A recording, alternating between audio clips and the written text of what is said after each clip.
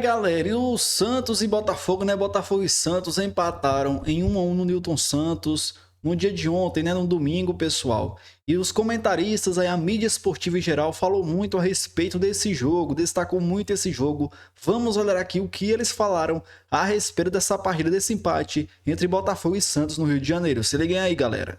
Botafogo e Santos. O Prato tem algo muito interessante a falar sobre esse primeiro gol. Não, sobre esse gol. Eu fui ao camarim hoje, sabe, Edu? A gente sempre chega aqui na TV, a gente Você dê todos os minutos ao Prato, porque ontem eu já falei. A gente sobe as escadas e vai ao camarim. Hoje eu tive o prazer imenso de encontrar o Rafael Prats antes desse processo. Estava eu na padaria tomando café da manhã. Prazer imenso. Eu tava tomando café da manhã e passa o Rafael Prats. Aí o Rafael Prats, eu achei que ele ia vir me cumprimentar. Ele tava de shorts? Não, ele anda muito de shorts. Com Adidas, aquele shorts dos anos 80. Aí eu achei que ele ia vir me cumprimentar. Ele só fez assim, ó, de longe. Eu falei, hoje o Rafael Prats não está legal. Depois ele foi pagar a conta dele, encontrei ele no camarim e ele falou, eu nunca vi isso acontecer na minha vida. E agora eu quero que ele fale aqui. O primeiro gol do Botafogo que nós vimos ali, fala do jogo, saiu aos 22 segundos. Agora chama a atenção, o futebol profissional, o time que dá a saída... Ceará aconteceu algo parecido. O time que dá é Atlético Ceará. São Paulo e Mirassol. Em uma semana já temos os 3 gols mais rápidos do brasileiro. Você imagina no futebol profissional, você vai dar saída do jogo, você tem a bola pra começar o jogo e toma gol aos 22 segundos, cedendo a bola pro adversário. Isso que aconteceu ontem no Newton Santos é uma raridade. Que, olha, se tentar fazer é difícil, né? Não, vamos combinar, vamos tentar fazer. Não começou 1-0 pro Botafogo, né? O Voivoda teve uma ideia de mudar o sistema do time. O Santos atuou com 3 zagueiros no primeiro tempo. Eu acho que o treinador é pago pra encontrar a solução. O problema é todo mundo aponta, ele tem que encontrar a solução. Ele procurou uma solução que não deu bom resultado. O Santos até reagiu bem.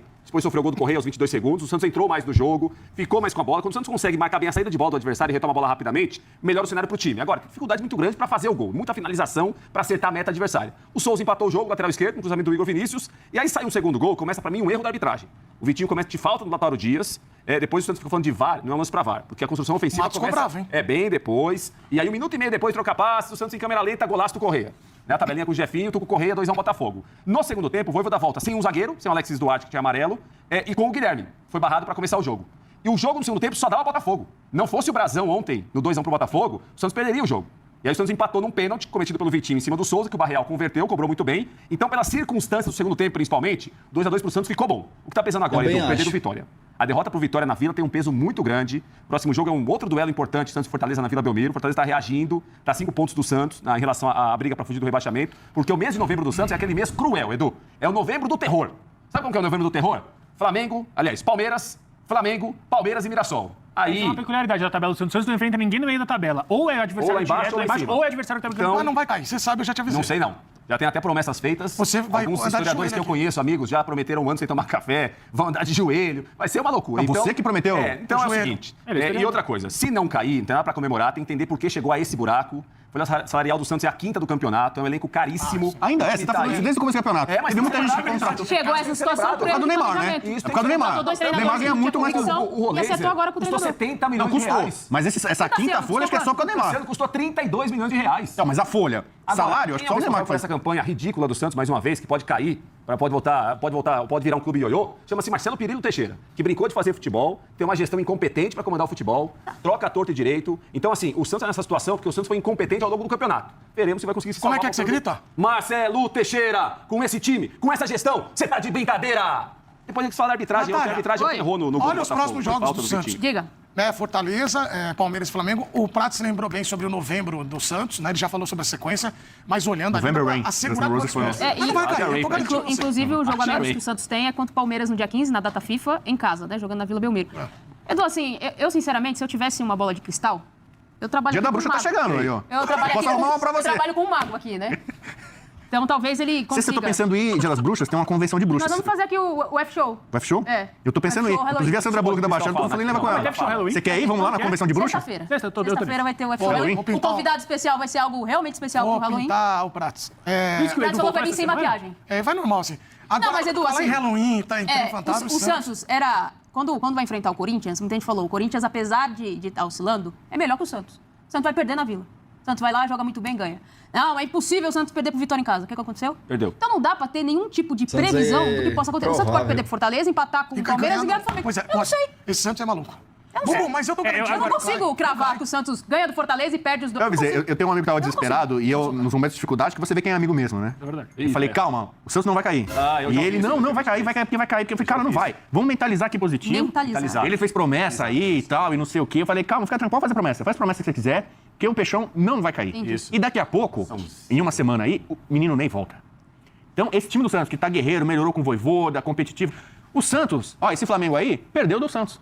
O Cruzeiro, que tá voando aí, que merecia até estar numa condição até ainda melhor no campeonato, o Santos bateu. O Santos fez alguns jogos muito interessantes. E teve um deslize contra o Vitória, esse foi o pecado. Na era Vojvoda, que é quando tem o turning point, a virada de chave do Santos, o único escorregão foi contra o Vitória. O único? O único, né? Ele teve muitos empates, mas ele ganhou de São Paulo, ele ganhou do Corinthians. Voivoda, né, ele fala. Vitória acabou aí. Entendeu? E o Vasco ainda era o Kleber Xavier. Mas assim, ele ganhou 2 clássicos importantes. Se o Vojvoda tivesse assumido um pouquinho antes, ao contrário do Não, que o mas Prats se não tem isso, se minha mãe Prats fosse uma não queria. bicicleta, eu Prats tinha não duas rodinhas, Edu. Não sei, não queria. O Prats existe. queria a permanência Prats, do você Kleber não Xavier. queria. Uma coisa aqui, vocês vão me xingar. O trabalho do Palermo no Fortaleza é melhor que o do Vojvoda no Santos. E o Vojvoda montou esse elenco do Fortaleza. O Palermo tem menos jogos pelo Fortaleza e mais pontos que o Vojvoda no Santos. O Vojvoda é muito bom treinador, o trabalho não é fácil de fazer. Mas quem não faz o Só gol que é Guilherme, 2 Tiquinho, vitórias, tem Lautaro. muitos empates no meio do caminho, 2 derrotas para Ceará e Vitória. Que são times que estão brigando lá embaixo também. O Palermo no Fortaleza pegou o time na penúltima posição e bem ou mal, o time está guerreando mais, está determinado para defender, está posicionado para defender. Então, assim, esse jogo de sábado na Vila Belmiro pode começar a definir algumas coisas, Edu. Se o Santos ganhar do Fortaleza na Vila e se perder, então, aí é uma situação parecida com a do Vitória. Mas se não ganhar, é difícil imaginar que o Santos pontue em Tô vendo novembro. que você tá Eu preocupadíssimo. entendo, mas assim, Edu, eu acho que também tem coisas ali no Santos que são coisas positivas. Por exemplo, ele falou sobre o técnico ser pago para encontrar soluções. Ele ontem encontrou uma solução que pra mim era muito válida. O problema é que a culpa não é dele. Se o Alexis Duarte faz aquele jogo que ele fez, se o Adonis Frias faz aquele jogo que ele fez ontem, então assim, a ideia foi muito boa. Tanto que a ideia dele nasce de você escalar 3 zagueiros para potencializar os alas, e o Souza fez um jogo ontem absurdo. suspenso sábado. E tá suspenso porque fez uma besteira de tentar simular um pênalti, tá suspenso no próximo jogo e aí volta Eu o não acho que ele Escobar. tentou. Acho Então que assim, ele teve o contato ali e se jogou, mas sim, simular... Eu já vi simulações muito piores. Fogo e Santos, partida que você comentou ontem para a TV Globo. Por incrível que pareça, André, eu acho que o Botafogo fez o gol muito cedo. Porque fez com que o time, de repente, tivesse um posicionamento isso é que ruim? foi muito mais no contra-ataque, né? Com 23 segundos, né? 22 foi o Todos o lutam gol pelo do gol, né? Atlético, do Alan Franco. Por exemplo, Vojvoda vai dar uma dura naqueles 3 que estavam ali, que deixaram o Danilo, que fez um jogadaço, né? Deu um lençol, né? Ter a liberdade, Como é bom, né? Para Danilo, depois dar o passe pro Jefinho, que o passe do Jefinho é milimétrico, porque Frias, né? O zagueiro Adonis Frias, que ele tenta, a bola sai com uma precisão absurda, que o Correia não tem nem trabalho, ele é só tira do goleiro, rouba o tempo do goleiro com 3 dedos, né? Que normalmente ali o goleiro ainda agacha um pouquinho mais, porque sabe que essa bola vem rasteira. E o Correia com a categoria.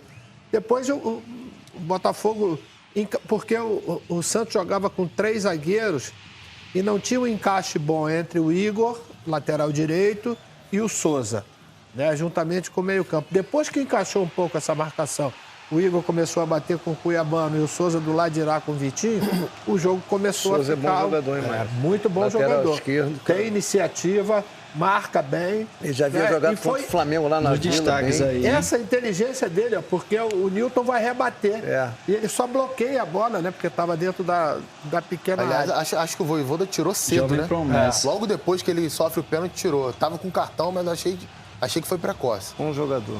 E o Botafogo perde 2 bolas, 2 cruzamentos. Um na cabeça do Cris Ramos, que ele estava sozinho, que ele é o fundamento dele, bom de cabeça. E depois, no finalzinho do primeiro tempo, que é uma inversão para o Cuiabano, que está dentro da pequena área de cabeça também. Aí termina pesando isso, né? Isso Golaço é um do Botafogo, hein? A gente vê pelo outro ângulo, esse ângulo aí, que o Brasão não tem mais nenhuma possibilidade de chegar, né? Pela batida que o Correia dá. O Correia é muito técnico, né? Esse é o problema, Ele é muito talvez, refinado. entendeu, Led? Ele não é um jogador dinâmico para jogar no meio-campo, Intensidade. que requer um pouco mais desse dinamismo na hora que está sem a bola. Ele com a bola é habilidoso, inteligente, dita o ritmo do jogo. E o Botafogo sofreu um pouco porque o Santos teve... Ó, esse aí já estava 2-1.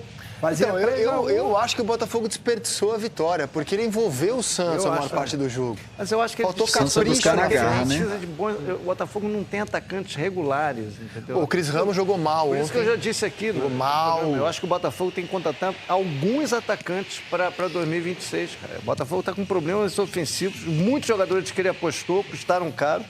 Não deram resposta. Por exemplo, ontem o Arthur Cabral ficou no banco. Pois é. Será que é a melhor solução?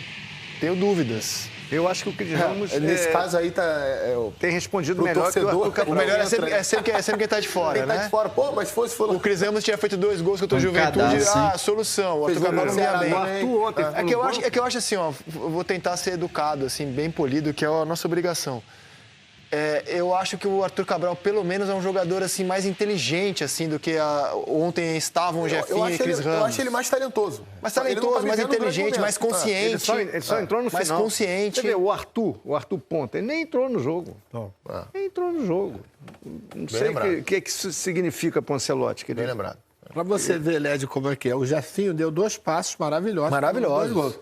Mas a torcida pegou no pé dele cada bola que ele errava. Porque ele também desperdiçou muitas outras, tá né? marcado. Muitas então, essa outras. irregularidade, assim, faz com que o torcedor não se sinta à vontade com o jogador. Agora, eu só achei uma coisa do jogo do Botafogo. Eu acho que se houvesse um vencedor no jogo, seria o Botafogo. O Botafogo teve mais Não, o oportunidades. Brasão fez 2 defesas de... Não fosse o Brasão, é só a gente comparar. Qual foi o goleiro que se destacou mais? A gente não vai falar do Léo Link, por mais que ele não tenha falhado nos gols. E o Brasão fez várias defesas, né? Teve defesa, inclusive, que não foi nem de finalização, que ele saía no pé do jogador e impedia a finalização. Mas, assim, defensivamente, eu achei o Botafogo muito exposto ontem. Muito exposto. O Ancelotti falou sobre isso até na coletiva. Botafogo é um que time ele consegue constante, ajustar né? um pouco na reta final do primeiro tempo. jogou com improvisação, né? Já vem jogando. Joga o Marçal, ontem jogou o Nilton. Eu não gostei do jogo que o Nilton fez como zagueiro ontem. Pois é. Mas eu acho que não é só isso, Lédio. Eu acho que é uma questão estrutural mesmo. O time não está organizado defensivamente. Não está sabendo a hora de subir marcação, como subir marcação. Quando faz isso, acaba espaçado entre os setores, como a gente viu também em alguns momentos. O próprio Ancelotti falou sobre isso depois do jogo. Ele reconhece que o time foi muito inconstante defensivamente na partida e tem sido uma frequente do Botafogo. É claro que a ausência de um zagueiro titular pelo lado direito, né? O entra e sai do Barbosa no time Ele com explicou suspensão, por que o algumas Savarino lesões. ficou no banco? Cara, ele falou que foi uma escolha dele pro jogo. Ele achou que a característica... Voltando de lesão, né? No jogo contra o Ceará, tava machucado. E a característica do Correia, ele achou que era melhor para atacar espaço da defesa do o Correia jogou muito bem. O lance do gol do Botafogo, a gente estava vendo e revendo algumas vezes também, antes para pegar o lance completo e fazer a análise, né? Acho que a gente pode interpretar que foi falta, e beleza, para mim foi falta. Só que tem muito jogo até chegar no lance do pênalti. No lance do gol, né? Do Botafogo, perdão. Então, acho que não é considerada a mesma fase de ataque. Tem muito passo para trás, tem muita cadência, tem muito tempo até chegar no gol do Botafogo, que por sinal é um golaço do Joaquim Correa, que fez um grande jogo. Então, acho que essa reclamação do Santos aí, ela é...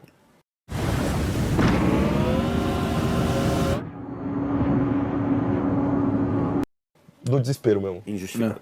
Injustificado. Não, e assim, não é uma reclamação, é uma histeria. Invade o campo mesmo, né? e tal. Não pode.